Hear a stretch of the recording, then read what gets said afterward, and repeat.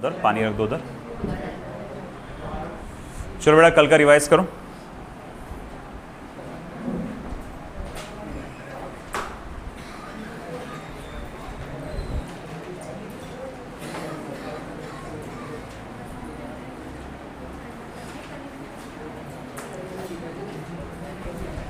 ये चेयर ले लो बेटा, बैग हटाओ वहां से।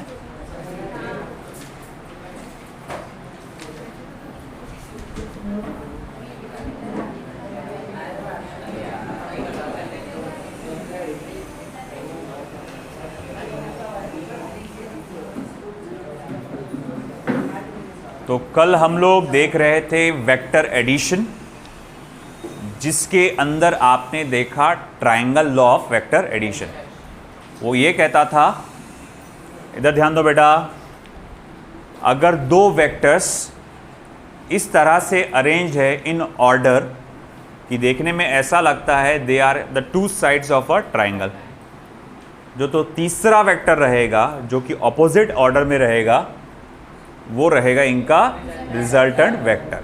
बोल्ट आई बात समझ में आपको?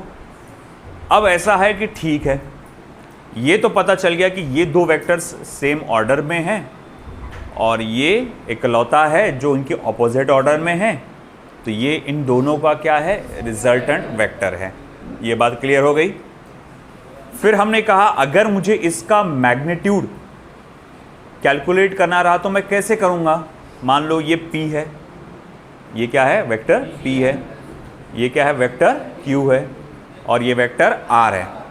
आप जानते हैं vector P plus vector Q is equals to vector R। Again मैं फिर से बता दूं, vector P plus vector Q is equals to vector R का मतलब ये नहीं होता है कि अपन ऐड कर रहे हैं, मतलब इसका प्लस इसका जो रिजल्ट आएगा वो इस अकेले के रिजल्ट के बराबर रहेगा। समझ में आया ना ये? तो अब R, इसकी वैल्यू, मैं क्या बोल रहा हूं बेटा? Value, that is magnitude. कैसे कैलकुलेट करते हैं? तो उसका फॉर्मूला था under root of P square plus Q square plus twice P Q cos theta, है कि नहीं? जिसमें थीटा वेक्टर पी और वेक्टर क्यू के बीच का एंगल होता था। आई बात समझ में आपको? अब हमको इसी से रिलेटेड कुछ और आगे बात पर देखना है। बोले क्या? अब हम लोग अगला जो देखने जा रहे हैं that is parallelogram law of vector addition. Parallelogram law of vector addition. Parallelogram law of vector addition. मैं पहले स्टेटमेंट लिख देता हूं, फिर आपको समझा देता हूं ये क्या चीज है। When two vectors are arranged such that they form the two adjacent sides of a parallelogram,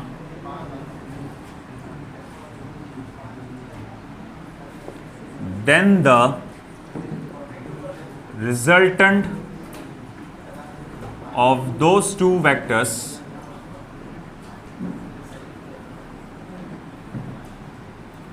is represented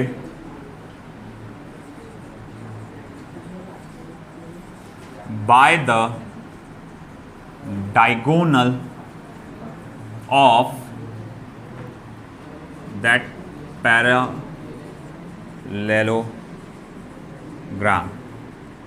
बोले ये कैसा? इमेजिन करके चलिए कि ये वेक्टर P है और ये वेक्टर Q है। अगर देखने में आप देखेंगे गौर से तो ऐसा लगता है कि जैसे कि ये पैरेललोग्राम के दो साइड्स हैं, एडजेसेंट साइड्स हैं, है कि नहीं? तो इनका जो रिजल्टेंट आएगा वो बीच में से आएगा, से वेक्टर R। तो यहां पर असल में vector P plus vector Q is equals to vector R के बराबर है ना? ये रिजल्टेंट वेक्टर है। अगेन यहाँ रिजल्ट का मीनिंग क्या होता है, ये दोनों मिलाकर जो आपको इफेक्ट हासिल हुआ ये अकेला उस दोनों के इफेक्ट के बराबर है। जैसे फॉर एग्जाम्पल हम इमेजिन करके चलते हैं कि ये चेयर है जो यहां रखी गई है, ओके। तो मैं ये इमेजिन करता हूं कि ये चेयर है फिलहाल वो यहां रखी गई है। अब ऐसा है कि देखो ये चेयर को मैंने एक रस्सी बांधा है ना, और यहां से भी यहीं से मान लो एक और रस्सी बांध दिया मैंने, ठीक है, और वो रस्सी एक उनके हाथ में दिया और ये रस्सी मेरे हाथ में है ना।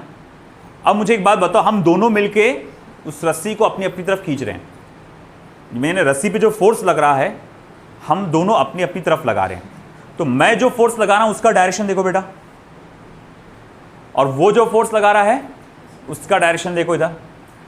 तो मुझे एक बात बताओ, ये चेयर किस तरफ जाएगी, मेरे पास आएगी, उसके पास आएगी, या दोनों के बीच में से जाएगी? दोनों बीच में से जाएगी। मतलब मेरे फोर्स का और उसके फोर्स का मिला के क्या असर देखने को मिला, वो तो बीच में से जा रहा है ना। ये रिजल्टेंट कहां से आ रहा, बीच में से। इससे अच्छा तो एक ही बंदा होता और इसी डायरेक्शन में फोर्स लगाता है ना, तो चेयर उसी डायरेक्शन में चले जाती। आई बात समझ में आपको? तो यही बात हो रहा कि ये जो रिजल्टेंट है ये इन दोनों का क्या है, वेक्टर सम है। याद रखना, सादा सम बोले तो सिंपल सम बोलते तो क्या होता है, चुपचाप ऐड करो, और वेक्टर सम का मतलब क्या होता है कि ये इन दोनों का रिजल्ट इस अकेले के रिजल्ट के बराबर है। आई बात समझ में देखो, है ना।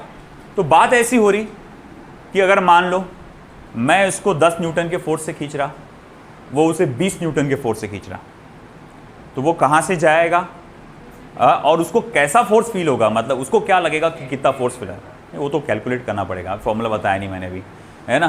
तो समझ में आ रहा है कि कंसेप्ट समझा क्या, कि यहाँ parallelogram law of vector addition कहाँ यूज़ होता है, कैसे यूज़ होता है।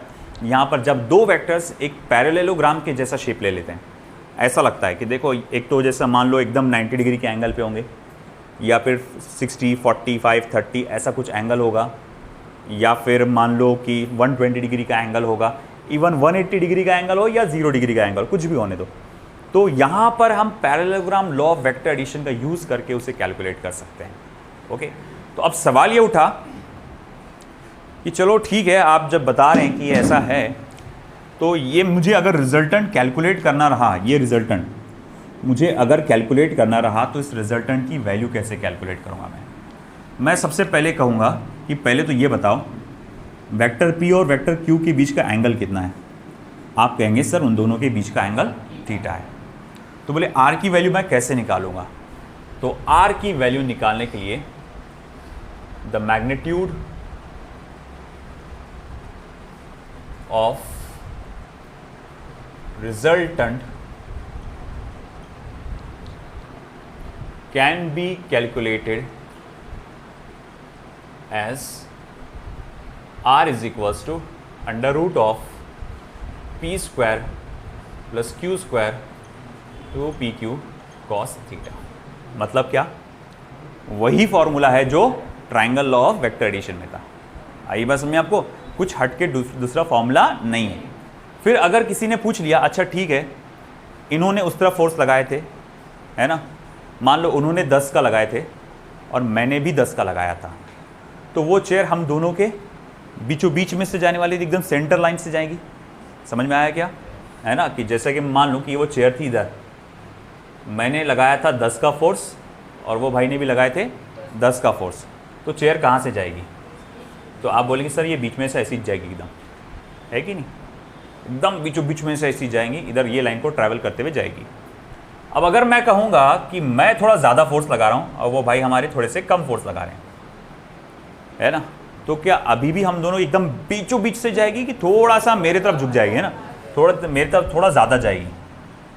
तो मतलब रिजल्टेंट मेरा फोर्स ज़्यादा होने के कारण मेरे तरफ उसका झुकाव बढ़ गया।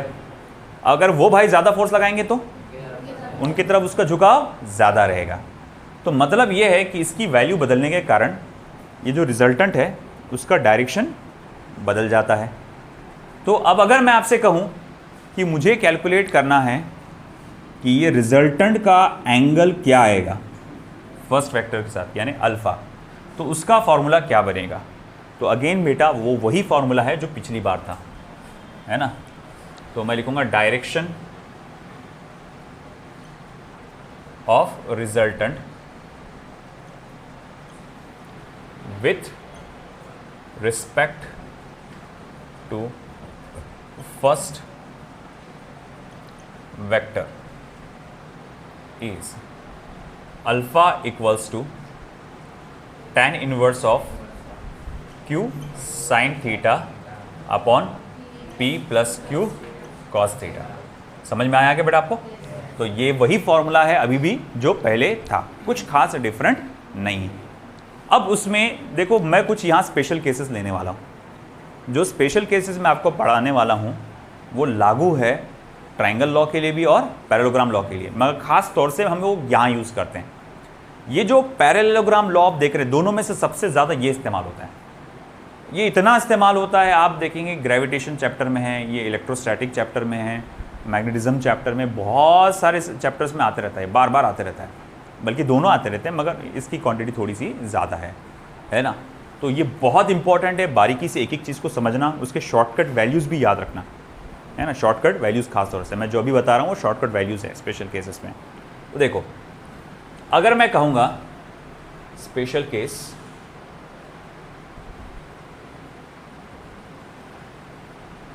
केस नंबर 1, ओके, मान लो कि थीटा की वैल्यू 0 डिग्री है। थीटा की वैल्यू क्या है? 0 डिग्री, मतलब वेक्टर p और वेक्टर q दोनों भी सेम डायरेक्शन में। तो अब ये वैल्यू, ये फॉर्मूला कैसा बनेगा? तो मैं लिखूंगा sir r is equals to under root of p square plus q square plus twice P Q cos of 0, है ना, थीटा 0 होने के कारण। फिर आपको शायद मालूम हो cos 0 कितना होता है? नहीं बेटा, cos 0 1 होता है ना। तो p square plus q square plus twice P Q. अगर आप इसे गौर से देखेंगे तो a square plus b square plus twice A B, या फिर a plus B whole square का फॉर्मूला क्या होता है? a square plus B square plus twice A B, या आप लोग पहले ये देखते हैं a square twice A B plus B square, आगे पीछे लिख सकते हैं ना अपन इसको। तो जब आप इसको देखेंगे तो बिल्कुल आपको इसकी तरह नज़र आएगा। तो मतलब ये हुआ कि सर ये तो फिर ऐसी बात है, तो हम लोग इसको p plus Q whole square लिख सकते हैं, है ना, just p plus Q whole square लिख सकते हैं। फिर रूट और ये स्क्वायर कैंसिल हो जाएगा, बचेगा क्या? p plus Q. अरे सर फिर तो बोले r equals to just p plus Q हो जाएगा, r equals to just p plus Q हो जाएगा। मतलब इतना लंबा चौड़ा फॉर्मूला यूज़ करने की ज़रूरत नहीं है, आप डायरेक्ट ऐड कर सकते हैं, है ना। मतलब मान लो ये चेयर को मैं इधर 10 न्यूटन का फोर्स लगा रहा था, है ना, आप भी क्या करें उसी तरफ 20 न्यूटन का फोर्स लगा रहे हैं, आप भी क्या करें उस वक्त 20 न्यूटन का फोर्स लगा रहे हैं। तो मैं बोलूँगा कुल मिला के चेयर उधर जो जाएगी कितने फोर्स से जाएगी? तो आप बोलेंगे 10 प्लस 20 30, 10 प्लस 20 डायरेक्ट ऐड कर रहे हैं आप। तो मैं बोलूँगा डायरेक्ट कैसे क्या ऐड कर ले रहे? ये स्केलर क्वांटिटी थोड़ी है, फोर्स तो एक वेक्टर क्वांटिटी है। मैं बोलूँगा आप डायरेक्ट एडिशन कैसे कर दे रहे फोर्सेस का? फोर्स तो एक स्केलर क्वांटिटी नहीं है, वो क्या है? वेक्टर क्वांटिटी है। वेक्टर क्वांटिटी को ऐड करने के लिए फॉर्मूले को फॉलो करना पड़ता है। फिर आप कहोगे सर उन दोनों के बीच का एंगल 0 डिग्री है, उन दोनों के बीच का एंगल 0 डिग्री है, दोनों भी सेम डायरेक्शन में हैं, तो उस मामले में हम डायरेक्ट ऐड कर सकते हैं। आई क्या बात समझ में? आप अनस समझा है ना? फिर आप कहेंगे अच्छा ठीक है, अगर इसमें भी एक चीज़ लेकर आता हूं मैं, अगर मान लो P is equals to Q रहा तो मतलब P की वैल्यू Q के बराबर रही तो क्या? तो मैं लिख सकता हूं R इज इक्वल्स टू क्या हो जाएगा? Twice P। R is equals to क्या हो जाएगा? जस्ट ट्वाइस P, या फिर ट्वाइस Q भी लिख सकते हैं आप, आपकी मर्जी। आप चाहे तो ट्वाइस P लिखो या फिर लिखो ट्वाइस Q, क्योंकि दोनों तो कैसे हैं? सेम वैल्यूज हैं। अब एक बात जो मैं लिखने जा रहा हूं बहुत इंपॉर्टेंट है, ध्यान देना, है ना। दिस एंगल या result gives us the maximum value. This result gives us the maximum value. बोले ऐसे कैसे मैक्सिमम वैल्यू दिए देगा? अब वही दरवाजे का सीन याद करो जो उस दिन बताया था मैंने, है कि नहीं? अब ये इमेजिन करो कौन कौन खींच रहा था, वो अनस और शिवगत खींच रहे थे, है ना। दोनों भी एक ही साइड में फोर्स लगा रहे, है ना। अनस 10 न्यूटन का फोर्स लगा रहा, शिवगत इस बार तू ज़्यादा लगा रहा, 20 न्यूटन का फोर्स लगा रहा, है कि नहीं। बाहर से आया, मौसी ने दरवाज़ा खोल दिया, वो क्या हुआ, धड़ करके दरवाज़ा इधर आ गया, है कि नहीं। अब दोनों भी क्या कर रहे थे, सेम डायरेक्शन में फोर्स लगा रहे थे, तो उसका असर सबसे ज़्यादा दिखने को लगा। अब हल्का सा इनके बीच का एंगल अगर बढ़ रहा है, अब थोड़ा सा वो कुंडी को इधर साइड खींच रहा अनस, और शिवगत इसको इस साइड खींच रहा, है कि नहीं। वही सीन पहले जैसा हुआ, उसने कुंडी खोला, दरवाज़ा ज़ोर से आएगा, मगर मुझे एक बात बताओ, जैसा पहली बार धड़ करके आया था एकदम वैसी चाहेगा क्या, थोड़ा सा कम आएगा, थोड़ा और फोर्स को बांट दो आप, है कि नहीं, थोड़ा एंगल को बढ़ा दो, है कि नहीं। तो फिर अब मैं पूछूंगा, अब जैसा मान लो अनस ऐसा खींच रहा दरवाजे को यूं, है ना, और शिवगत उसको ऐसा खींच रहा दरवाजे को, फिर से वही सीन, कुंडी खोल दिया उसने, मोहसिन ने, क्या होगा, फिर से दरवाजा धड़ करके इधर आएगा, मगर फिर से उसकी स्पीड कम हो जाएगी। मतलब इस वक्त सबसे ज़्यादा रिजल्ट है, और जैसे जैसे इनका एंगल बढ़ते जा रहा है रिजल्ट कम होते जा रहा है। आइए बात समझ में, ठीक है। फिर आगे case second, case second, theta की वैल्यू 180 डिग्री, आप इसको आर मैक्स भी बोल सकते हैं, बल्कि बोलना चाहिए इसको आर मैक्स। आर मैक्स म्हणजे का है, पी प्लस क्यू, याद रहेगा, याद रखो, डीपीपी में आज इसी रिलेटेड प्रॉब्लम है यहाँ। अब आर केस नंबर 2, बोले फिर से वही फॉर्मूला लगाओ रिजल्टेंट के लिए। अब बोले एंगल कितना हो चुका है, 180 डिग्री, मतलब फोर्सेस ऑपोजिट लग रहे हैं, तो P square plus Q square plus twice P Q cos of 180 degree. अच्छा, कॉस 180 कितना होता है, -1, P square plus Q square ये -1 होता है, तो ये हो जाएगा माइनस ट्वाइस पी क्यू, सही है। फिर A square plus B square -2ab, ये काय का फॉर्मूला है, a minus B whole square का फॉर्मूला है, तो वैसे ये p minus Q whole square का फॉर्मूला है, और ये आपको फॉर्मूला देगा जस्ट p माइनस क्यू के बराबर, और ये इसकी सबसे मिनिमम वैल्यू होती है, ये सबसे मिनिमम रिजल्ट होता है ना। इस एंगल पे आपको रिजल्टेंट सबसे कम मिलेगा। मतलब वही हो रहा था कि जैसे जैसे हम एंगल बढ़ाते जा रहे थे, वो दरवाज़ा कम फोर्स से खुलते जा रहा था, और जब ये स्टेज पे पहुंच जाएंगे कि दोनों का एंगल एक दूसरे को क्या हो गया, 180 डिग्री ऑपोजिट हो गया, तो अब दरवाज़ा सबसे स्लो स्पीड से आएगा, सबसे कम फोर्स से वो खुलेगा। आई ना बात समझ में।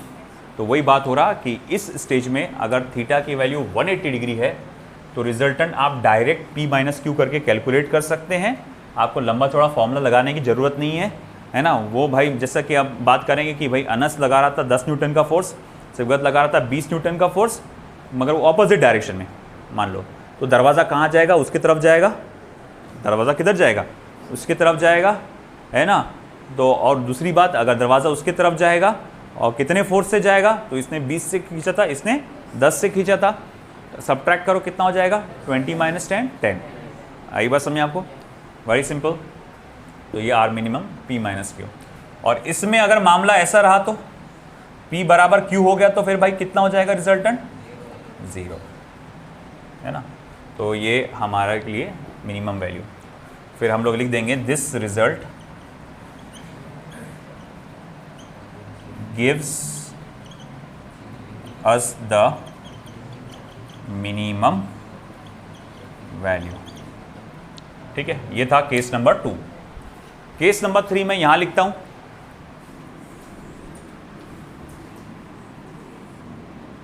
ध्यान दीजिएगा। केस नंबर 3, अब अगर थीटा की वैल्यू 90 डिग्री हुई तो क्या, थीटा की वैल्यू 90 डिग्री हुई तो क्या, तो देखो बेटा, r is equals to under root of P square plus Q square plus twice P Q cos of 90 degree. Cos 90 कितना होता है, 0, तो ये पूरा का पूरा पार्ट क्या हो जाएगा, 0, तो फिर r क्या बचेगा, under root of P square plus Q square. अब याद रखना कि अगर आप है ना, 90 डिग्री एंगल देता है किसी भी दो वेक्टर्स के बीच में का, तो डायरेक्ट ये फॉर्मूला यूज़ करेंगे। अब इतना लंबा चौड़ा नहीं लिखेंगे क्योंकि मालूम है ये ज़ीरो होने वाला है, समझ रहा ना। मैं डायरेक्ट ये वाला फॉर्मूला लिखूंगा अगर दो वेक्टर्स आपस में परपेंडिकुलर है तो। समझ में आया? दो वेक्टर्स आपस में कैसे हैं? परपेंडिकुलर है, और उनका क्या निकालना है? रिजल्ट। तो आप डायरेक्ट ये फॉर्मूला यूज़ करेंगे।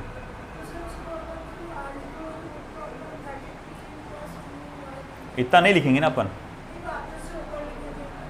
कौन सा?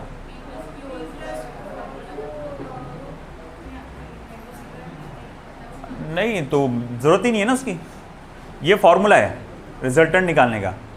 cos 90 ज़ीरो हो गया, फिर वो रेड्यूस करने का बोल रहे तुम? नहीं, ज़रूरत ही नहीं है ना रेड्यूस करने की, एज इट इज़ छोड़ दिया अपन ने इसको। किसको? नहीं ना, वो रेड्यूस ही नहीं कर रहे ना अपन, क्योंकि यहां पर a plus B whole square का फॉर्मूला बन रहा था, है कि नहीं? मगर यहां कहां, ये जीरो होने के बाद थोड़ी बनेगा a plus B whole square का फॉर्मूला। कौन रह जाएगा? सिर्फ a square plus B square. अब अगर देखो, मान लो इसमें if p is equal to Q हो जाएगा तो क्या? तो भैया r इज इक्वल टू आप क्या लिख सकते हैं? Under root of P square plus P square, यानी under root of 2 times of P square. अब आगे इसको क्या लिख सकते हैं आप? r is equal to root 2 times of p, है ना, रूट 2 टाइम्स ऑफ p, या फिर r is equal to root 2 times of q। आया क्या समझ में आपको? तो ये रिजल्टेंट की values at the angle of 90 degree. मुझे और 2-3 एंगल आपको बताने हैं, 2 बताने हैं, एक 60 डिग्री का और एक 120 डिग्री का। तो मुझे जगह चाहिए उसके लिए, तो पहले तो आप ये लिख डालो इतना, फिर आगे बढ़ेंगे।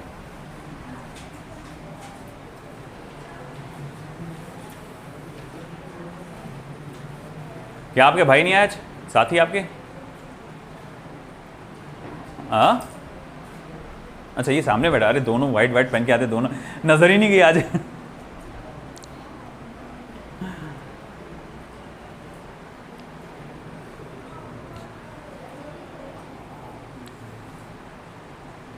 एंगल 0 डिग्री डायरेक्ट ऐड किया जा सकता है ना। एंगल 180 डिग्री डायरेक्ट सब्ट्रैक्ट किया जा सकता है ना। 0 डिग्री पे मैक्सिमम वैल्यू, 180 डिग्री पे मिनिमम वैल्यू, ओके। 90 डिग्री पे under root of P square plus Q square, और अगर वैल्यू सेम रही तो root 2 times of P.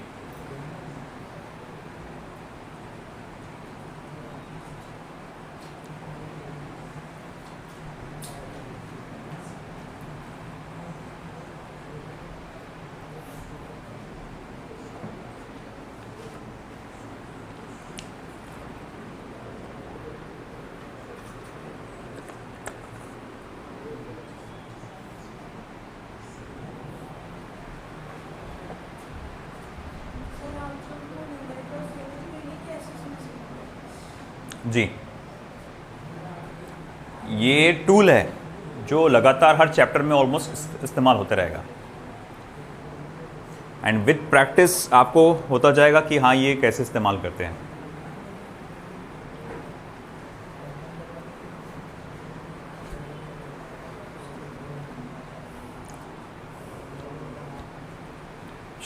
Focus इधर रखो।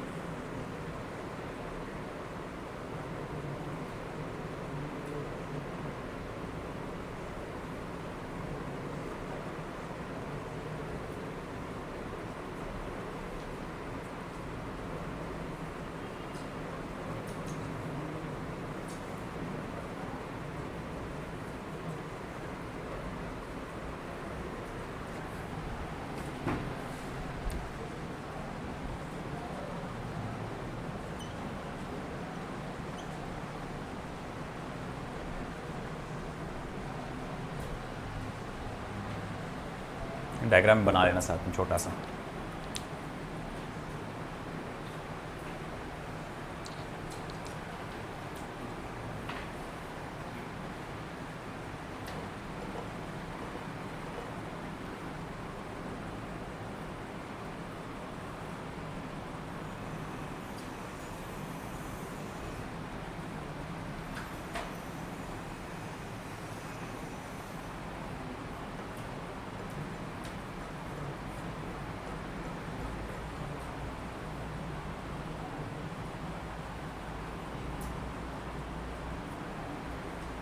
इधर का पोर्शन हो गया।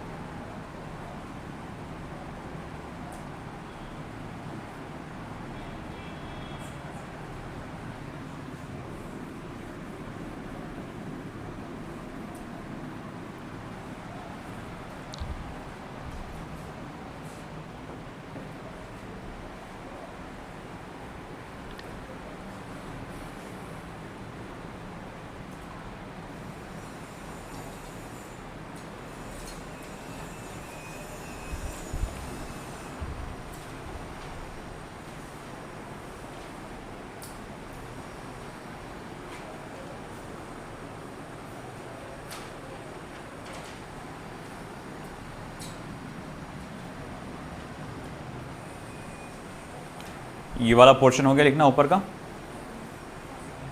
ये एंगल्स और ये रिजल्टेंट के फॉर्मूले सभी के।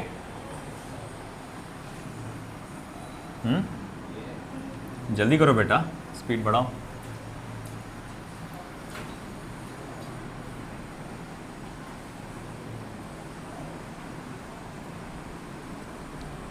एक 180 क्वेश्चंस आपको 3 घंटे में सॉल्व करने हैं, है ना, नीट में।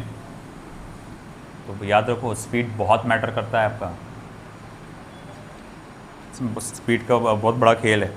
ऐसे बहुत सारे स्टूडेंट्स होते हैं जिनको प्रॉब्लम सॉल्व करके आते, केमिस्ट्री के सारे क्वेश्चंस आते थे, फिजिक्स के सारे क्वेश्चंस आते थे सॉल्व करके, मगर टाइम उनका साथ नहीं दे पाया, उनको टाइम इनफ नहीं हुआ। तो 3 घंटा 20 मिनट में आपको पूरा करना रहता है।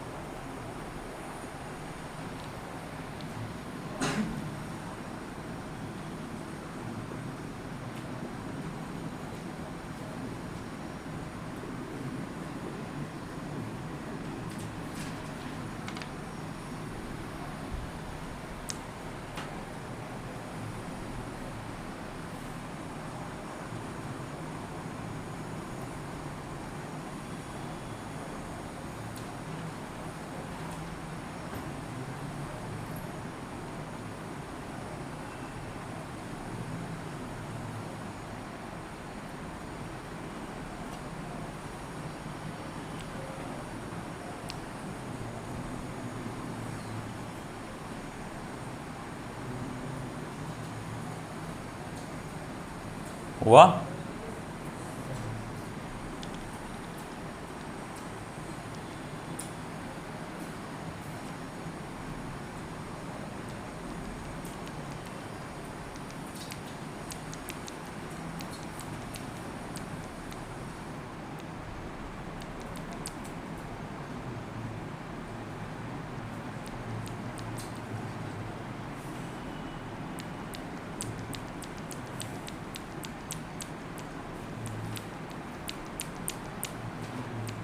हो गया बेटा?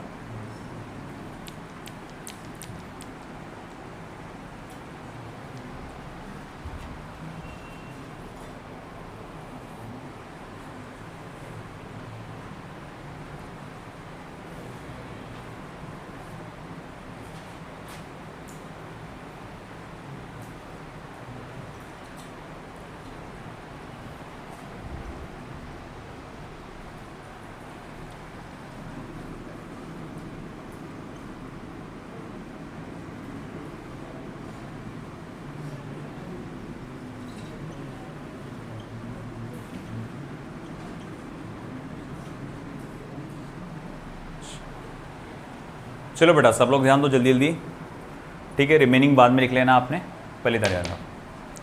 अब केस 4 आ रहा है जिसमें थीटा की वैल्यू 60 डिग्री होगी और पी और क्यू दोनों की वैल्यू सेम होगी। पी और क्यू दोनों की वैल्यू सेम होगी। हमारे पास ये फॉर्मूला हमें मालूम है कि दो वेक्टर्स है, अगर वो वेक्टर्स पैरेललोग्राम के दो एडजेसेंट साइड जैसा शेप बना रहे हैं, उनका रिजल्टेंट बीच में से जाता है, तो रिजल्टेंट का जो वैल्यू है इस फॉर्मूले से निकाला जाएगा। डायग्राम बना दूं इसकी समझने के लिए। ये वेक्टर P है, ये वेक्टर Q है, और ऑफ कोर्स इनके बीच में का एंगल कितना आएगा? 60 डिग्री आएगा। तो रिजल्टेंट अब क्या? अब ऐसा है क्योंकि मैंने कहा है यहाँ पर P और Q दोनों भी कैसे हैं? सेम है। तो चलो एक काम करते हैं ना, Q की जगह P ही लिख डालते हैं, है तो सेम। तो ये फॉर्मूला क्या बन जाएगा? P² plus P² plus twice of P² होगा ना अगेन, और कॉस ऑफ 60। अच्छा, कॉस 60 कितना होता है बेटा? 1/2। फिर ये हो जाएगा R is equals to 2P² plus 2P² cos 60 कितना होता है? 1/2। 2 और 2 कटा, R is equals to under root of 3P², है ना? अब जब इसका स्क्वायर रूट ले लोगे तो आप क्या आएगा? √3 टाइम्स ऑफ P। ये आ गया रिजल्टेंट। या फिर R इज इक्वल्स टू आप लिख सकते हैं √3 टाइम्स ऑफ Q, है ना? ये अक्सर ऐसा सवाल आता है आपके ग्रेविटेशन चैप्टर में और इलेक्ट्रोस्टैटिक चैप्टर में, है ना? आपने ग्रेविटेशनल फोर्स नाम का पढ़ा होगा टॉपिक, है ना? एक एग्जाम्पल भी लेके आपको बताऊंगा मैं। तो उसमें अक्सर ये कहा जाता है कि मासेस का इस तरह से अरेंजमेंट है कि ये एक इक्विलैटरल ट्रायंगल बनाते हैं। मासेस का इस तरह से अरेंजमेंट है कि ये एक इक्विलैटरल ट्रायंगल बनाते हैं। तो कोई भी दो फोर्स किसी तीसरे फोर्स पर कितना फोर्स एक्सर्ट कर रहे हैं वो कैलकुलेट करके बताओ। तो ये जो मैं आज एग्जाम्पल लेने वाला हूँ वो असल में तो ग्रेविटेशन चैप्टर का है, मगर मैं तुमसे उम्मीद करता हूँ कि तुमने 10th स्टैंडर्ड पढ़ा है, पढ़ा तो है ना? उसमें पहला चैप्टर ग्रेविटेशन करके सुना होगा, है ना? न्यूटन्स लॉ ऑफ ग्रेविटेशन नाम का टॉपिक भी सुना होगा, भूले भटके कुछ ना कुछ ग्रेविटेशनल फोर्स जैसा सुना होगा, भूले भटके शायद कोई एक ऐसा फॉर्मूला F = G m1m2/r², ये देखा होगा 10th में, तुम्हारी 9th में, इनके लिए 10th में, ठीक है ना? तो ये कहीं ना कहीं देखा ही होगा। तो उसी से रिलेटेड टॉपिक एग्जाम्पल लेने वाला हूँ मैं, ठीक है? ये समझ में आया क्या? ये √3 होता करके, है ना? कि अगर P और Q इक्वल रहा, ये बहुत इंपॉर्टेंट है, शॉर्टकट बहुत इंपॉर्टेंट है। आगे जाके जब भी एंगल 60 डिग्री रहेगा तो मैं डायरेक्ट बोलूँगा देखो बेटा √3F फोर्स बन रहा, नेट फोर्स √3F। मतलब मान लो कैसा कि वही चेयर है, मैं उसको F फोर्स से अपनी तरफ खींच रहा हूँ। कितने फोर्स से?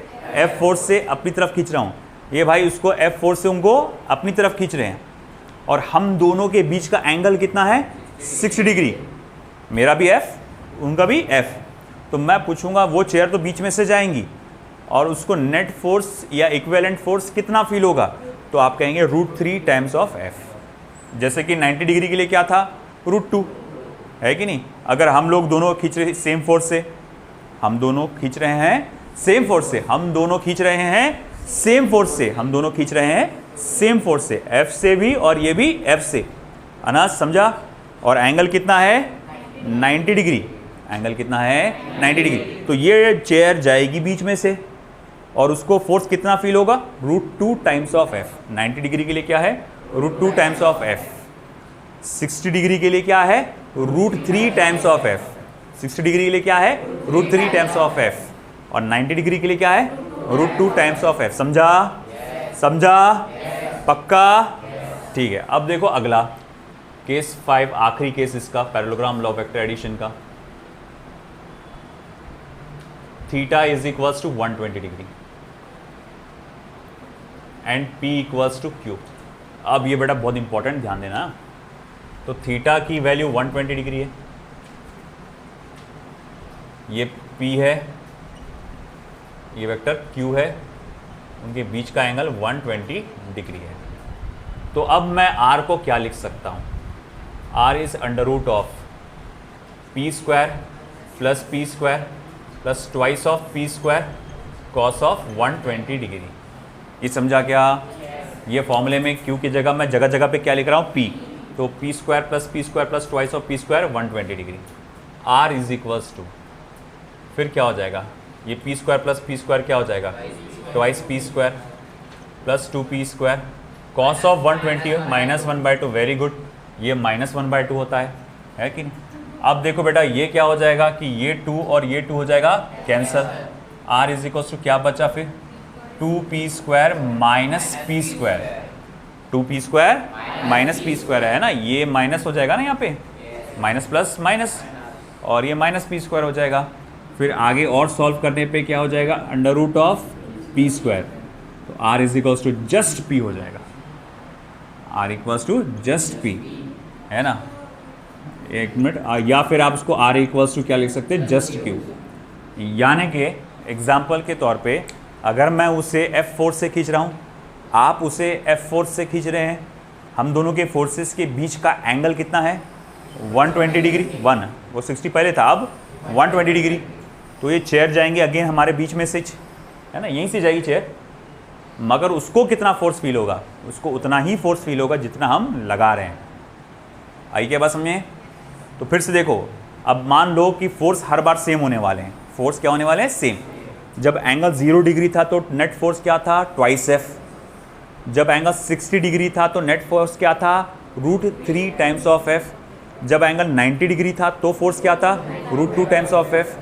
जब एंगल 120 डिग्री था तो फोर्स क्या था? जस्ट एफ, जस्ट एफ, है ना। जब एंगल 180 डिग्री था तो नेट फोर्स क्या था? 0।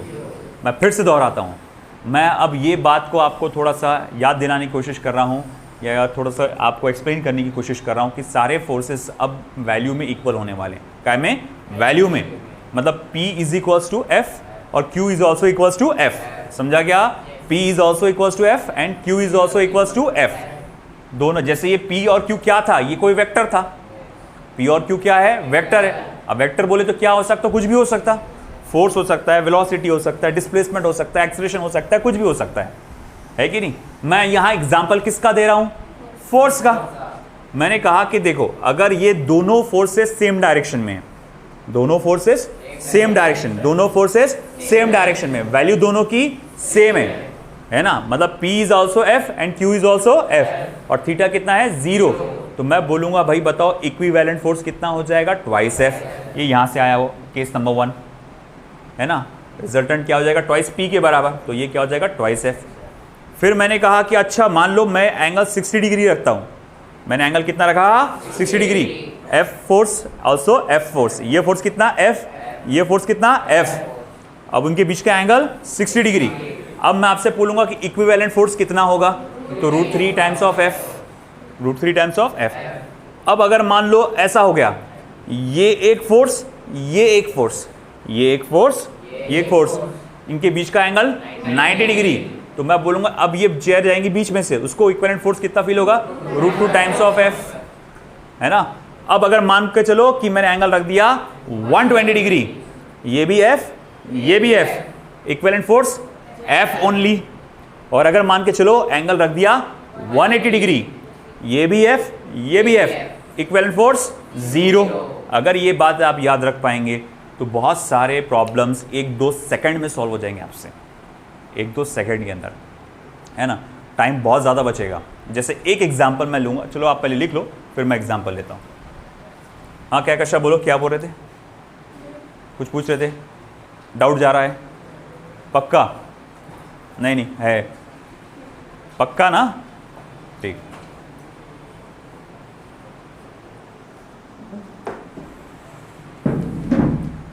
बोल।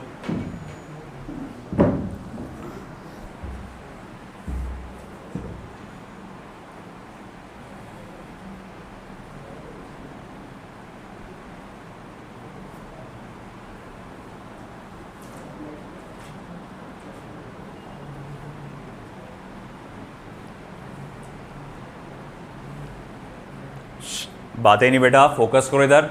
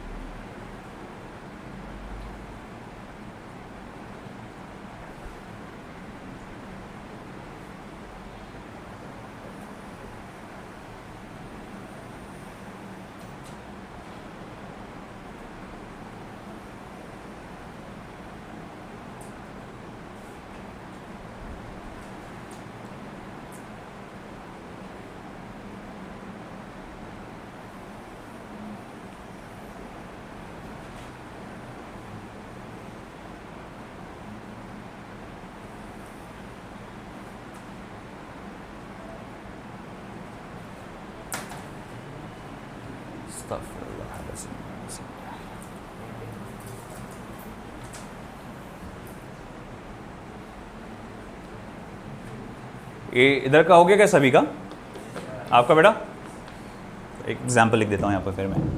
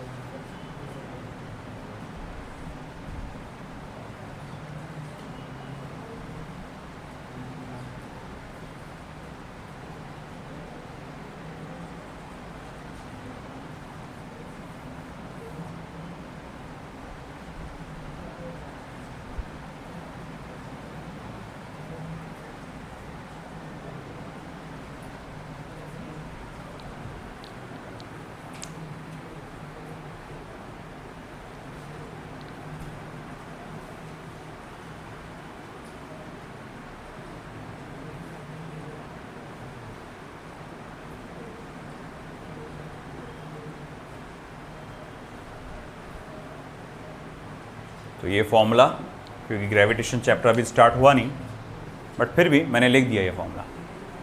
तो कैसे इसका यूज़ होता है मैं आपको बताने जा रहा हूँ अभी फ़िलहाल। दो मासेस है, दोनों भी कैपिटल एम है, बस उनके डिस्टेंसेस थोड़े से अलग अलग हैं। और आपको पता लगाना है कि फालतूगिरी नहीं है, खाएंगा फटे तक। तो आपको पता लगाना है कि स्मॉल एम मास को ये सब मिलकर कितने फोर्स से खींचने वाले हैं। समझ में आया क्या? चलो ध्यान दो सब लोग, ताकि आपको आइडिया आ जाए कि क्या होने वाला है। मान लो इसको मास नंबर 1 ले लेते हैं, इसको मास नंबर 2 ले लेते हैं, है कि नहीं? न्यूटन साहब बोले कि यूनिवर्स का हर पार्टिकल हर दूसरे पार्टिकल को अट्रैक्ट करता, यानी हर एक आपस में कैसे है, फोर्स ऑफ अट्रैक्शन में है।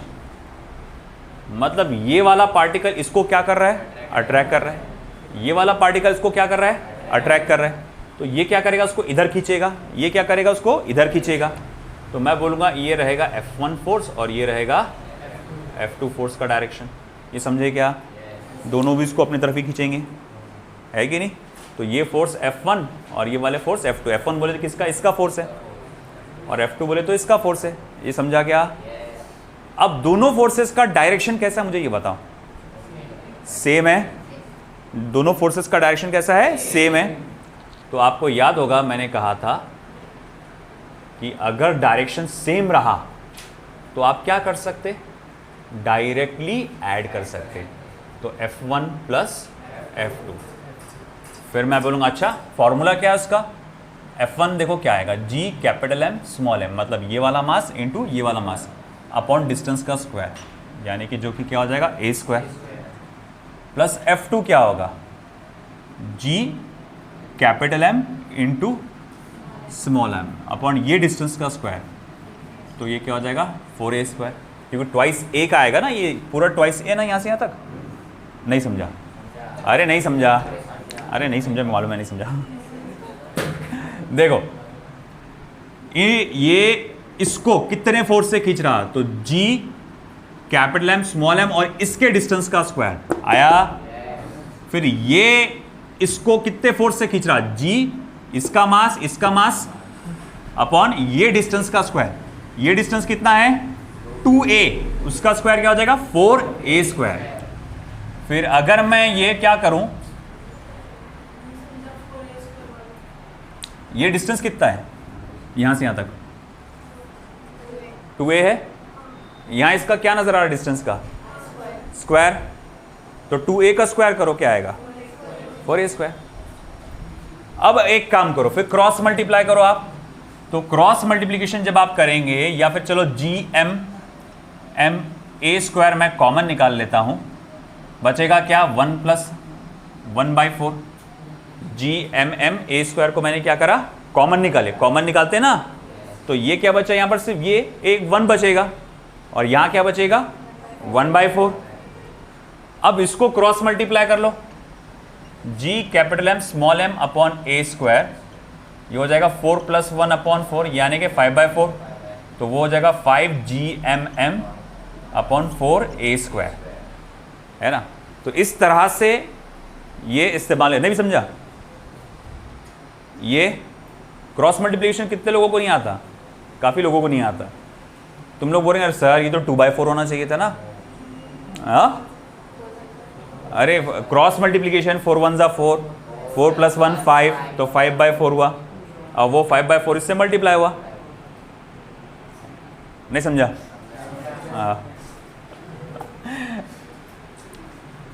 अब देखो भैया, ये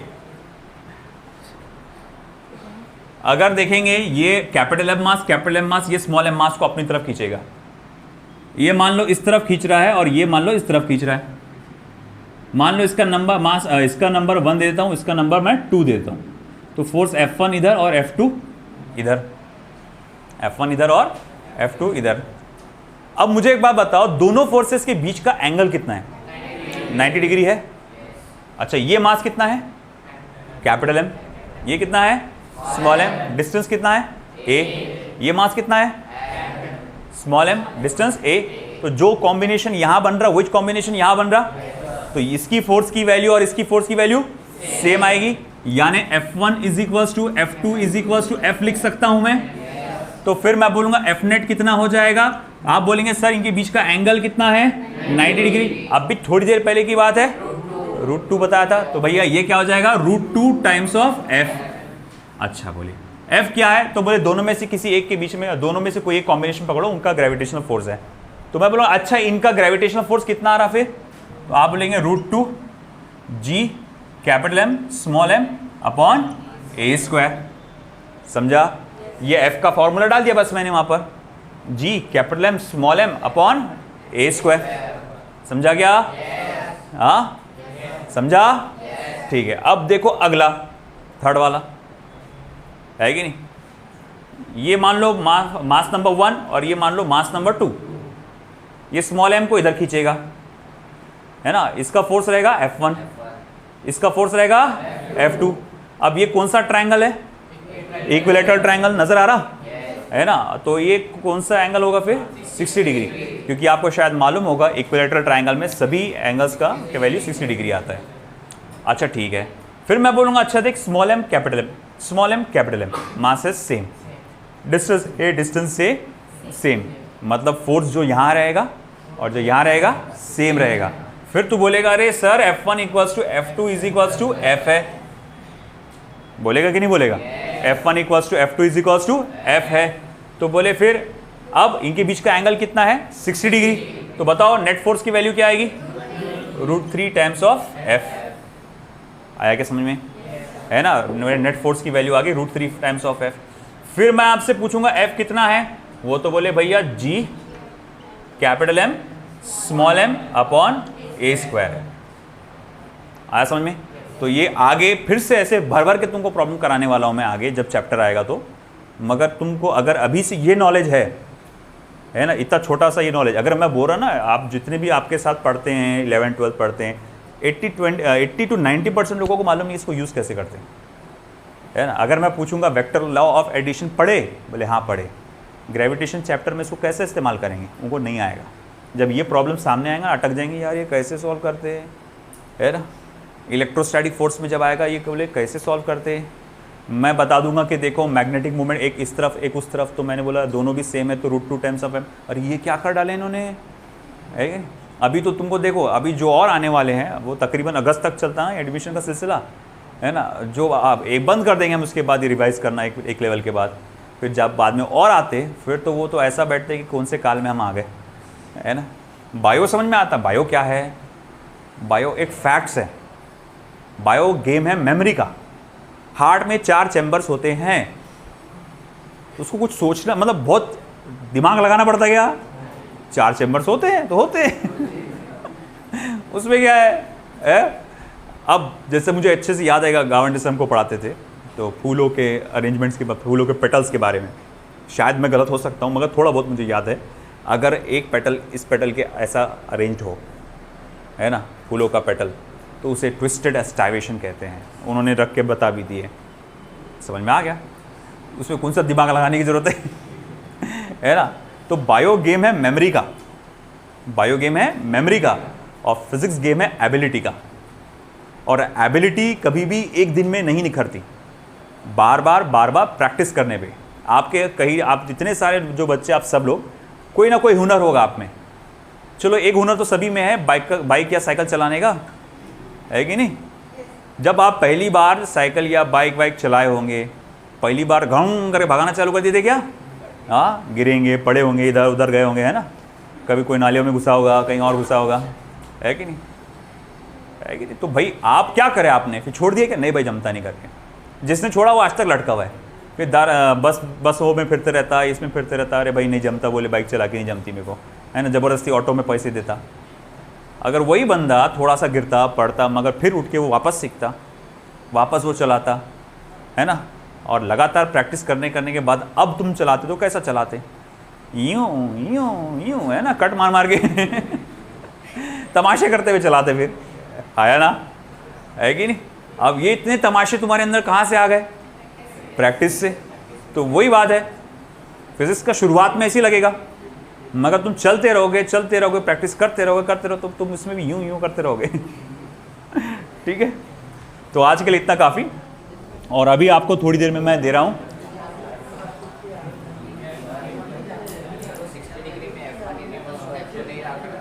तो कैलकुलेट करो। हाँ, निकालो पूरा फॉर्मूला, R = √p² + q² पूरा लगाओ सभी इसमें। अगर वैल्यू अलग रही तो पूरा करो ना, सेम रहा तो आपको फिर, है ना, वो फायदा है, समझा। तो जगह पे बैठे रहे, आपको DPPs भिजवा रहा हूं मैं, आप सब लोग सॉल्व करके लाएंगे, कल हम उसे डिस्कस करेंगे DPPs को, ठीक है। चलिए,